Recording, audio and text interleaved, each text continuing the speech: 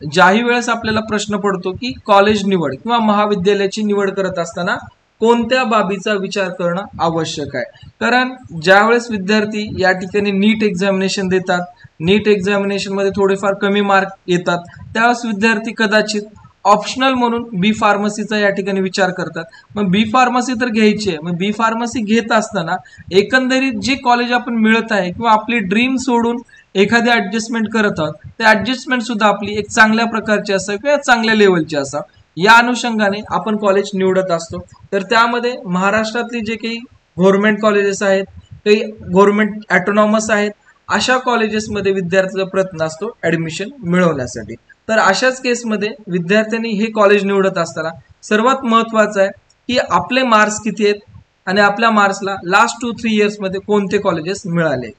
याच्यासाठी जेही विद्यार्थी आपल्याकडे पेडसाठी आहेत, अशा सर्व विद्यार्थ्यांना आपल्याकडून प्रोव्हिजनल मेरिट लिस्टच्या दिवशी आपल्याला कुठल्या युनिव्हर्सिटीमध्ये अथवा कुठल्या शहरामध्ये ऍडमिशन घ्यायचं आहे, या अनुषंगाने एक तुम्हाला प्रोव्हिजनल मेरिट लिस्टच्या दिवशी रँक अनुसार एक लिस्ट आम्ही उपलब्ध करून देत असतो की ज्या लिस्टचा फायदा तुम्हाला पुढे चॉईस फिलिंग मध्ये या ठिकाणी होत असतो। त्यामुळेच आपल्याला महाविद्यालय निवडत असताना सर्वात महत्वाचा पॉइंट येतो यामध्ये की महाविद्यालय हे एकतर सातत्यपूर्ण या ठिकाणी चांगल्या गुणवत्ताधारक विद्यार्थ्याला ऍडमिशन देणारा असावं, म्हणजे की जे मेरिट मध्ये असणारे विद्यार्थी आहेत यांनाच ऍडमिशन देणारा असावं। सातत्यपूर्ण जे विद्यार्थ्यांना या ठिकाणी कॉलेजच्या प्लेसमेंट आहेत, ऍडमिशन्स आहेत, हे विद्यार्थ्यांनी ऍडमिशन असलेल्या विद्यार्थ्याला प्लेसमेंट जर या ठिकाणी चांगल्या प्रकारे देत असेल तर या कॉलेजची निवड करायला काही हरकत नसेल। दुसरी गोष्ट आहे बी फार्मसी मध्ये की बी फार्मसी ज्यावेळेस आपण निवडत असतो, या कॉलेजमध्ये मुबलक प्रमाणात आपल्याला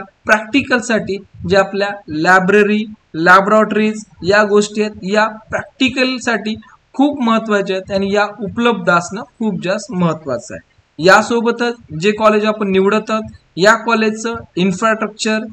त्यासोबतच या ठिकाणी कॉलेजमध्ये हॉस्टेल फॅसिलिटी, त्यानंतर सर्वात महत्वाचं आहे की आपल्या शहरापासून त्या कॉलेजची कनेक्टिव्हिटी, या सर्व गोष्टीचा विचार करूनच आपण जेही कॉलेज निवडायचं आहे ते या ठिकाणी निवडणं गरजेचं आहे। कारण बऱ्याच वेळेस विद्यार्थी पुणे आणि मुंबई या कॉलेजचा आग्रह आणि हट्टास धरत असतात, तर लक्षात घ्या आपल्याला त्या कॉलेजमध्ये ऍटलिस्ट एक वेळेस तरी जाऊन व्हिजिट करणं गरजेचं आहे। कारण खरंच ते कॉलेज आपण जे ड्रीम समजत आहे किंवा आपल्याला हवं आहे, या कॉलेजची खरंच ऍक्च्युअल परिस्थिती काय याबद्दल जर आपण माहिती करून जात असाल किंवा ऍटलिस्ट ऑनलाईन माध्यम यूट्यूब असेल तर यावरती जर याबद्दल इन्फॉर्मेशन भेटली तरी या ठिकाणी आपल्याला मोर दॅन सफिशियंट असू शकते।